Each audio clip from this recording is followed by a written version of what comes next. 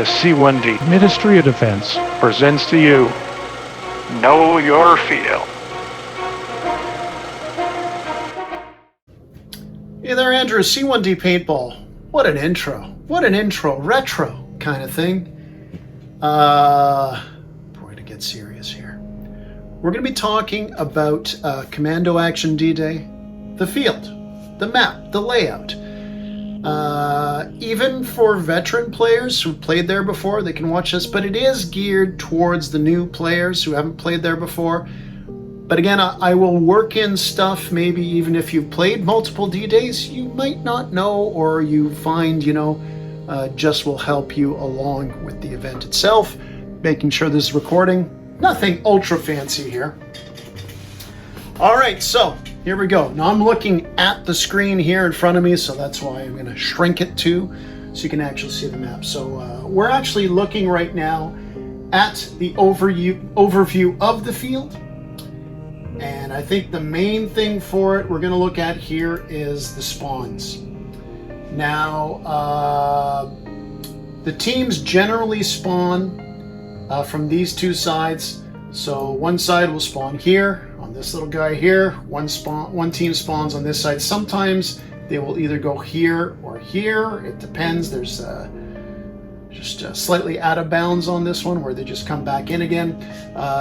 First D-Day I played in, actually, this spawn point was way back, but this is generally the spawns they use. One from one side, one from the other. So we're just going to get rid of those spawns. Actually, we're going to keep those spawns in for now, just for a little bit of reference. Sorry, I'm just going to pull this one back here. And you can probably already see where the main battles are in that, but I'm going to go a little bit more in depth on other parts of the field. But I'm getting ahead of myself here. Let's just keep going. Okay, first I want to point out this is normally the layout at Commando Action, all the fields that they have. But they only use these ones for D-Day. So you've got 1, 2, 3, 4, 5. 1, 2, 3, 4, 5, 6, 7, 8. About 10 fields. I could have counted that. I mean, I'm going to do it properly. 4, 5, 6, 7, 8, 9. See? Good thing I counted that. But we don't actually need to know this, but there is 9 specific areas relevant to the field that we'll be playing on D-Day. They all flow together really well, by the way. That's important. Okay, that one back on here. All right, next we are going to look at the field itself and the sections. Okay, now first is the main town right here. So a lot of action there, obviously. A lot of slapsticks usually here. Probably, there's a lot of slapsticks you'll find all over the field.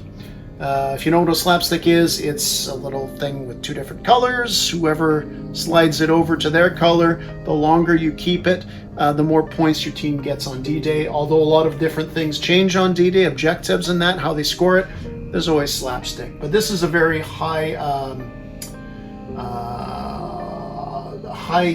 traffic area. That's what I'm trying to think of. Now, there's a lower part. Now, we're just going to put this out here. I am separating the top part and the bottom part of the town. The lower part of the town, which is here, that's more like the beach. You can see in the areas below on the red here, that's where the landing craft is. You actually don't usually get in the landing craft, but there's a walkway all along that. So you got the lower field and the upper field in the main town. Now, I'm actually going to show this first here. In the woods, this big fat yellow thing, it looks like a cheesy. It's not a cheesy because cheesies are orange. Remember that. Write that down. That'll be on the test. That's Hamburger Hill. Obviously, the team that spawns next to it usually gets control of it. Back on our first D-Day, we spawned all the way back on the right, way off the field. We couldn't even get there right away, but Hamburger Hill is important. It's got a slight incline on the middle of the field, so in the middle of the main area, but it's got a sharper incline on the back end. So when you're spawning on the right and you're going up, you actually got it's a bit of a high incline. If the enemy spawning from the other side takes that, they're shooting down on you like fish in a barrel, but Nonetheless, that is Hamburger Hill, very important wooded area. Now, you've got, let's put Hamburger Hill back up again. This area here in red, so just off Hamburger Hill, there is a container there, an ocean container that acts as a bridge. It's a critical spot. There's a little town in the gully and everything, but the container bridge is very big. Now, we're going to show the forest. Forest Woods Ball is probably my favorite. Look, when I say it's my favorite part of the field, I'm not dumping on the rest of the field because it's an outstanding facility. I've had some of my best moments in D-Day in that wooded area. Now, we're going to re-highlight again the main field, like the beach and the town. Very sexy next to the spawns to go there, but if you control the woods, you can control the area and flank everything. We'll put the bridge back again and Hamburger Hill. You can kind of see key spots, how you can rotate around that. Let's get rid of some of this here. So we have the woods here. Now, something about the woods that's very important is this. I'm going to look underneath here, kind of see a path. I'm going to highlight that.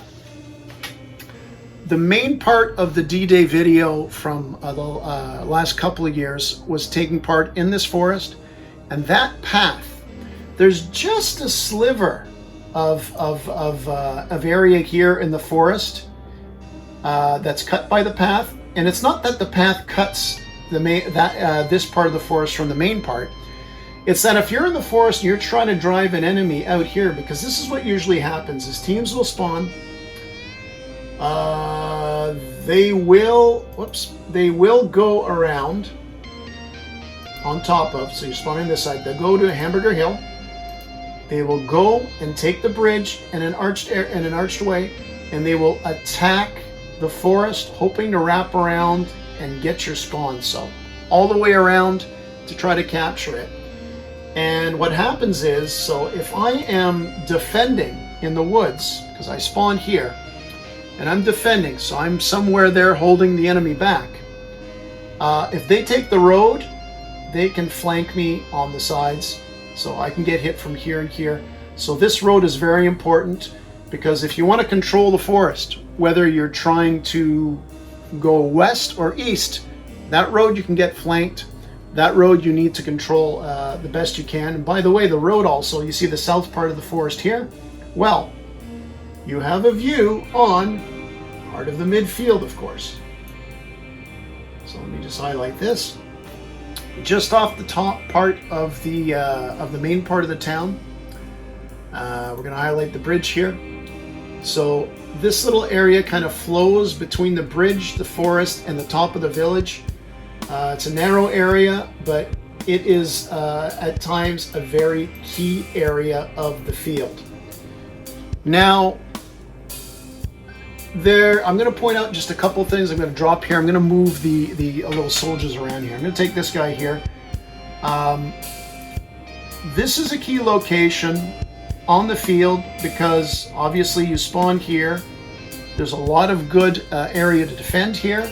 You have a line of sight down on the main part of the village. That's a long stretch, by the way. That's a long distance. You got a foothold or to attack into there. But the most important thing is if you've got an enemy who actually comes all the way around, so this guy goes all the way around here, you can stop him somewhere, because if you're not there and you're just spawning wherever you're spawning coming in, they can go in and basically spawn trap you. So you do have to watch out about that. Now, if we're talking about the other way, where I'm going to go all the way around to try to get you, you put pressure on the team spawning on the right side of the field. We're going to call it the east side. You take the forest, you take the open area. That's where the bridge will come in very big. And along that precarious Hamburger Hill, it can make it interesting. Now, we don't know if, last year you got to spawn on one side and at one point, and then on the other side. So at the break you switch sides. 2 years before, it was one continuous game. So I don't know what it's going to be this year, but you're going to be, you know, be prepared to only go on one side here, but study the map, learn on how you can kind of attack it on both. I'm going to get rid of Hamburger Hill here for a second. Other little important things to know is between these 2 points here. So the main village and the lower part of the village that goes to the beach, you've got this little area of trees that sticks out. It's thinner there. There's a kind of a secondary row of trees there. You can shoot on the top or the bottom of the field. A lot of slapsticks, as I mentioned, in this area. If you control the trees, especially if you're defending on this side, when the enemy comes in trying to get those slapsticks from the cover of the trees, you're in a good spot. Now, if the enemy spawning here takes the trees, that means they usually have the main part of the village. You're in a very poor position to try to hammer around them there. But those trees are very important. It's usually very easy for the team on the west here to take. If the enemy takes it, and they can be a real thorn in the side. Other key spots, there's a road up from the spawn area. Even if, like I said, we may spawn here on this peninsula, whichever team spawns there first, or like I said, you may spawn there the first half or the second half. Or whether you spawn on the kind of little peninsula here, this is the path to get into the main area, to the edge of the town, and it's also the same path that wraps around, that divides up the forest. There's a path up here because there is a spawn point that kind of goes at the bottom of a Hamburger Hill, and you can get right into the bottom of the beach area here. I call the sunken road. That's pretty important. This clearing here, I'm going to highlight again the bridge and the forest. So if you're spawning here, usually there's a big group at the start of the day that will attack the main part of the field. They'll go to the beach. Another group, like the C1D guys did last year, we went around, captured the area where the covered bridge is. We assembled here at a clearing right before the forest. It's very important. If you control that, you can make an assault on the forest. If the enemy comes in at first, takes the forest and goes here, you could find yourself really difficult to push them out. 2 years ago, we got pinned on the bottom of Hamburger Hill and just around the perimeter because I noted Hamburger Hill here. It still is elevated all the way to this area. So we're on the downslope of this, looking up the whole time, and to lodge them out because they had a line of sight along the top of the hill was not great. So this clearing here, controlling it is good for either side. The side spawning east should get it. Good staging area to assault on the forest. There is Hacksaw Ridge. It was famous in our video last year. Just a little elevated piece of land leading into the forest. You lived and died there. Very hard to penetrate if you're attacking the forest. Once you get over that ridge, it makes things a lot easier. If you're in a position where maybe you're controlling the whole town when you're on the east, and you don't want to like get attacked on the bridge, you can actually be in this area in front of the forest, kind of like the setup there, and hold the enemy back. 2 years ago at D-Day, we just could not control midfield at all. We could not control either of those two areas. And what we did is we went around, all the way around, pushed them out of the forest. The battling in the forest that year was more in the corner. Let me put the forest area. Last year's forest battle took more in the middle here, But 2 years ago, we controlled here, and we were able to put a lot of pressure, even though we didn't control midfield, we were able to put a lot of pressure on the enemy. The enemy was here. By coming around here, pressing their spawn, they had to withdraw a bit. And when they withdrew back to cover us, to keep control of this area, of course, we were able to move, whoops, didn't want to move that. We were able to take our other troops and kind of go in here and gain some ground. So, in summary, you got your spawn points. You have the main town. You have the lower part of the town, which is the beach area. You have the covered bridge. You have the ridge line on Hamburger Hill, which goes all the way, stretches out to the covered bridge. And you have the forest. And we're going to put some minor points here. Let me get a block here because I didn't set it up here. Other points that you should be aware of are, we call it the staging area, this clearing right in front of the forest. This little area here, kind of between the forest and the top part of the town. The back part of the town that should be controlled by whoever is spawning on that west side. I kind of cover it up here, but let me take it out here again. We're not going to forget. We're going to stretch this out. We're going to rotate it to emphasize because it is very important. That area here, the little area of trees between the main part of the town and the south part of the town. And of course, something which is just critical, that road that cuts the forest. Does this seem a little daunting? Do I expect you to remember all this? I don't necessarily expect you to remember all this. We will be doing a walkthrough on the Saturday before the main game to show all these areas because it's all fine and dandy to see it on this example, on this map I showed. But seeing in person is going to help. I've got lots of videos of these areas, but I didn't want to spend 4 hours doing those clips because it might have changed a little bit visually. So we'll go through a walkthrough the day before the game. And for those of you from C1D who are just arriving on the Sunday morning, if you get there early enough, we can do a walkthrough then as well. It's going to be better on the Saturday. It's not going to be a test on this. Learn the general idea of where everything is. I will point it out again. I will print some, obviously when we're there.